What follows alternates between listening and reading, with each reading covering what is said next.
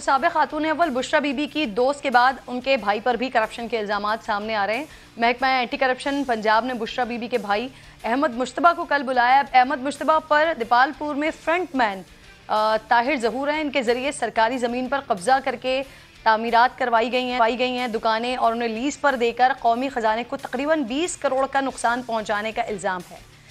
महकमा anti corruption ने साबिक़ वज़ीर आला पंजाब उस्मान बुज़दार के प्रिंसिपल सेक्रेटरी ताहिर खुर्शीद को भी तलब किया है। ताहिर खुर्शीद पर सड़कों के ठेकों की मंजूरी के बस करोड़ों रुपए की रिश्वत लेने का इल्ज़ाम है। दोनों मेहमान साथ ही मौजूद हैं। अली परवेज़ मलिक साहब, सर, मुस्लिम लीग नून बड़ी तनकीद करती थी कि जब ये फैमिली के लोगों पर केसेस बनाए जाते थे, लेकिन आज बिल्कुल वैसे ही हो रहा है। साबिक़ खातून अव्वल, उनकी दोस्त, फिर उसके बाद उनके भाई, उनसे मुंसलिक लोगों पर केसेस बनाए जा रहे हैं, उनको तलब किया जा रहा है। अब क्या समझते हैं आप सर, इन तमाम चीज़ों के सबूत भी मौजूद हैं या ये वही उसी तरह की सियासी रस्साकशी है जो पिछले टेन्योर में होती रही, जिस पर आप लोग तनकीद करते रहे?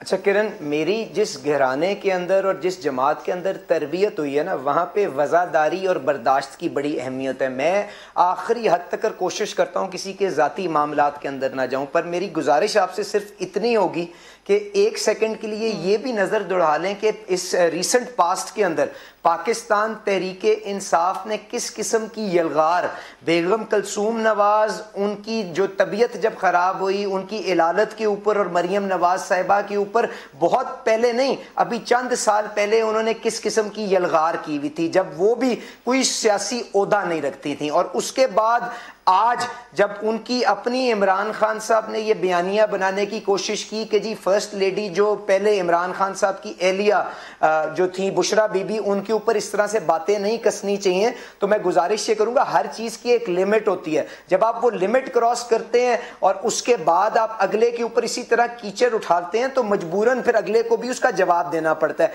इमरान खान साहब ने दो बातें की। उन्होंने कहा कि जी एक तो मेरे मामलात के साथ बुशरा बीबी का ताल्लुक कोई नहीं है, और दूसरा बात यह कि जी उनका सियासत से कोई मामला नहीं है। तो एक एक करके हम दोनों बातों को ले लेते हैं। ये जो अभी क्लिप आई है जो उनके सोशल मीडिया हेड के साथ वो गुफ्तगू कर रही हैं और वो ये बता रही हैं कि जो सियासी तौर पे उनकी मुखालफत करते हैं उनको ब्रैकेट कर दिया जाए कि वो गद्दार हैं। तो क्या मुझे बताएं कि ये मुनासिब रवैया था?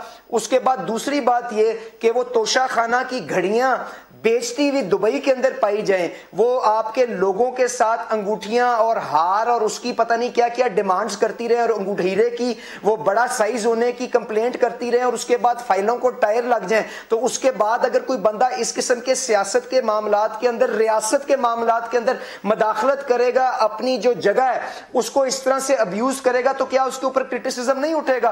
तो हमने तो कोई उनकी जाती उनके कॉन्डक्ट के ऊपर या किसी बात के ऊपर इल्जाम नहीं लगाया। ये तो सारी मीडिया के अंदर आप जैसे लोग ही लेके आए हैं बातें, जिनको आज इमरान खान साहब को क्योंकि वो तो आला इक़्तिदार की सियासत करने में बिलीव करते हैं। आपके पास सबूत नहीं है, जो मीडिया चीजें लेकर आया सामने आप उसकी बुनियाद पर क्रिटिसाइज कर रहे हैं।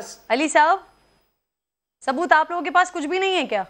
जी मैं आपसे गुजारिश ये कर रहा हूं कि तोशा खाने वाला जो मामला है, तोशा खाने वाला जो मामला है वो तो आपको अयाज सादिक साहब ने 2 दिन पहले बता दिया कि रेफरेंस फाइल होने को जा रहा है। उसके बाद जो हीरे की अंगूठी वाला मामला है उसके ऊपर भी आपको बहुत जल्द रेफरेंस सामने आता हुआ नजर आएगा। अरसलान खालिद वाली जो क्लिप जिसके अंदर गद्दारी का ये सर्टिफिकेट बांट रहे थे, वो तो आज फयाजुल हसन चौहान ने खुद आके टीवी पे कह दिया कि जी जो लोटे होते हैं उनको तो गद्दार समझना चाहिए। हालांकि जो लोग पाकिस्तान मुस्लिम लीग नवाज में शामिल हुए हैं वो लोटे उस वक्त होते जब वो किसी चमक के पीछे, किसी ओहदे के पीछे किसी और जमात में जा रहे होते। वो तो हुकूमत को रद्द करके उन्होंने ऑपोजिशन की सफों में आके शमूलियत इख्तियार की थी। उसकी अली साहब, लेकिन आपने मेरे सवाल का जवाब नहीं दिया सर, मेरे सवाल का जवाब नहीं दिया आपने। आती हूँ दोबारा आपकी तरफ। जुनैरा साहिबा, आपको ऐसा महसूस होता है हमारे सिस्टम के तहत, क्योंकि ये पिछले टेन्योर में भी इस तरह से इल्जामात लगते रहे, पेशियों पे पेशियां भुगतते रहे, सीनियर पॉलिटिशियंस कस्टडीज में भी रहे, काफी टाइम उन्होंने वहां पर गुजारा, लेकिन साबित कुछ नहीं हो सका। अभी जो साबिक वजीर आला पंजाब हैं, इनके ऊपर तो इनकी करप्शन की तो मुसलसल बातें होती रही, सीनियर सहाफी इन पर बात करते रहे, उनके अपने लोग कहते रहे कि वो जबरदस्त करप्शन कर रहे हैं वहां पर। क्या आपको लगता है कि सिस्टम के तहत उनके ऊपर भी ये तमाम मामलात साबित हो सकेंगे या नहीं हो सकेंगे? देखिए Kiran, I am a student of public policy and governance, اور گورننس اور اکاؤنٹیبلٹی اور ٹرانسپیرنسی یہ چیزیں دنیا میں آپ کسی بھی جگہ پہ جا کے ایک کورس بھی کریں گی نا، چھوٹا سا ریفریشر کورس بھی گورننس کا، اس میں پتہ چلتا ہے کہ اگر ٹرانسپیرنسی ساتھ نہیں چل رہی تو گورننس بھی نہیں چل سکتی. تو اگر ہماری گورننس میں اتنی ڈیپ روٹڈ کرپشن موجود ہے تو کوئی حکومت تو کرے، پہل کرے کہ کم از کم لاجیکل اینڈ تک پہنچائے ان کیسز کو جو وہ اپنے اپوننٹس پہ بنا رہے ہیں. یہ صرف سمیئر کیمپینز کرنا، آڈیو ریلیز کرنا، اینڈ بائی دا وے پڑھی لکھی مہذب دنیا میں آڈیو ریکارڈنگز اور ویڈیو ریکارڈنگز کو ایویڈنس نہیں لیا جاتا. وہ کن سرکمسٹانسز میں ریکارڈ ہوئی ہیں، وہ کن حالات میں لوگ بول رہے تھے، وہ انڈر پریشر تو نہیں تھے. There are too many ifs and buts attached to that. لیکن ہمارے ملک میں سب کچھ چلتا ہے. تو پہلے تو یہ سمجھ لیں کہ اگر گورننس ٹھیک کرنی ہے تو اکاؤنٹیبلٹی تو کرنی پڑے گی. لیکن ہمارے یہاں اکاؤنٹیبلٹی بیورو جو ہے آپ کو تو پتہ ہے یہاں پر سیاست کے لیے یہ آڈیوز اینڈ ویڈیوز استعمال کی جاتی ہیں. بالکل آپ کی بات درست ہے، لیکن اگر آج بشرا بی بی کے غلط ہے تو پھر جو کل کی مریم نواز صاحبہ کی آڈیوز لیک ہوتی تھیں وہ بھی تو غلط تھیں. Can I complete myself, please? جی پلیز. جی میں کسی کو بھی یہاں پہ صحیح یا غلط نہیں کہہ رہی. ہر ایک کی ویڈیوز، ہر ایک کی آڈیوز آئی ہیں اور یہ بہت ہی غلط کلچر ہے.